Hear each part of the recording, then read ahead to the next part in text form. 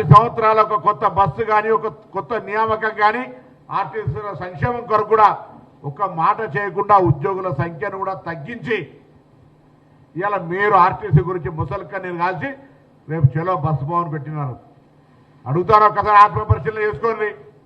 TRS party నాయకులారా, తెలంగాణ ప్రభుత్వం ఉన్నప్పుడు ఆర్టీసీ కార్మికుల స్థితి, ఆత్మహత్యలు చేసుకున్న పరిస్థితి, వాళ్ళ మీద మీరు పెట్టిన కేసులు, అన్నమో రామచంద్రని 65 రోజులు పని సమ్మె చేస్తే పట్టించుకున్నటువంటి విధానం, ఆనాడు ఉన్నటువంటి హైకోర్టు చీఫ్ జస్టిస్ చౌహాన్ గారు ముఖ్యమంత్రికి ప్రత్యేకంగా చెప్పి ఆర్టీసీ కార్మికులకు నష్టం చేస్తే బాగుండదని అనేక సందర్భాల్లో చెప్పినటువంటి సీఎం కేసీఆర్ గారి స్టేట్మెంట్ సాక్ష్యం ఉంటే, ఆనాడు కూడా వీళ్ళు అనేకమైన ఛార్జీల పెంపు చేసినటువంటి పాత ఇవన్నీ ఉంటే, ఇవాళ ఇది పెద్ద మేము తెలంగాణ రాష్ట్ర ప్రభుత్వం మీ మీద ఆర్టీసీని ప్రజలను దోపిడీ చేస్తున్నట్టు మాట్లాడుతూ ఉన్నారు. ఇది మీరు ఒకసారి ఆలోచన చేయమని చెప్పి కోరుతా ఉన్నా.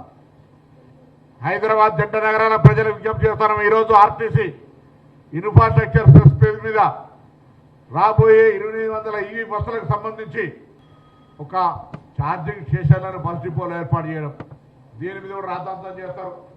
ఇప్పుడు 500 జేబీఎం 500 ఎలక్ట్రోకు సంబంధించిన ఈవీ బస్సుల అగ్రిమెంట్ అప్పుడే జరిగింది. దాని ప్రకారంగా కొన్ని బస్ స్టాండ్లల్లో బస్ డిపోలల్లో ఈవీ స్టేషన్లు ఏర్పాటు చేస్తుంటే అయ్యో ఎటు పోతుంది అని మాట్లాడుతూ ఉన్నారు.